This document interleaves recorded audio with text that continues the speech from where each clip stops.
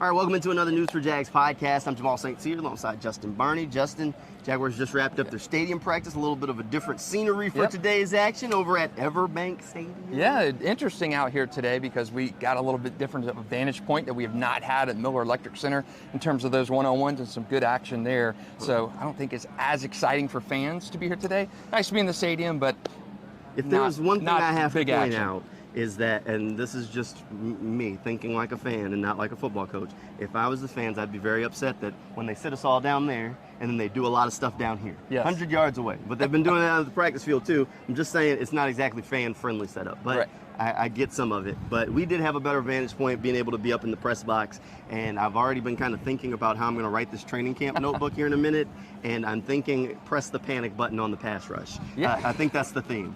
Not a lot today. A lot? You know, not much today at all. There were some nice reps where Josh Allen, Trayvon Walker, but overall, K'Lavon Chaison's still not there yet against offensive linemen.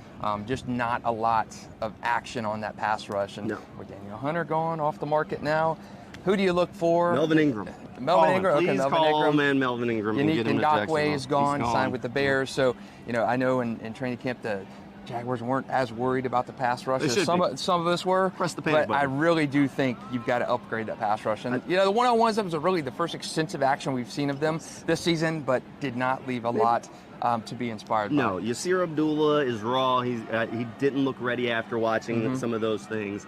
I think the best rep of the day may have came from Cooper Hodges. I think Cooper had a very good day out there. He did get in a little bit of a fight. Nice right hook there. But, you know, he's definitely cementing himself as a guy I think is going to be on this roster as one of the top backups. But when it comes to the pass rush, I mean, Fatou Kassi doesn't look like he took the step that the coaching staff's really helping. The biggest progress that I've seen just from watching that and some of the things we've seen so far, Devon Hamilton. Absolutely. I was gonna echo that. He was fantastic today. That's it. I mean, he's gone from maybe the run stuffer, and last year they said they wanted to push him to do things he hadn't been asked to do since maybe high school as a pass rusher, and now he's the only guy that I saw and I was like, okay, he looks like he's improved his pass rush significantly. Josh Allen looks like Josh Allen. Trayvon Walker looks about like Trayvon. I think he had a couple of nice moves in there, but nothing that made me go, wow. But and once you get past Josh, Trayvon, and Devon, the rest of them, I'm just like, they just look like a guy, just a jag. A lot of guys, and we've talked about that time and again. There have been a lot of guys on this team, not enough alphas. That comes with the pass rush. That's been in the past with the receivers. But yeah, a little bit worrisome by the pass rush today. With our first really glimpse of them against the offensive.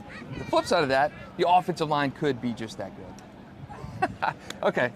Sunshine and rainbows. Yeah, that's exactly what that is. Doug Peterson pointed out before practice that he said the defensive line group is really good at stopping the run. And as he was going through that answer, the first thing that popped in my head was, this isn't the NFL 15 years ago. This is the NFL now. If you want your defensive line group to be good at one thing, it's getting after the quarterback, not stopping the run.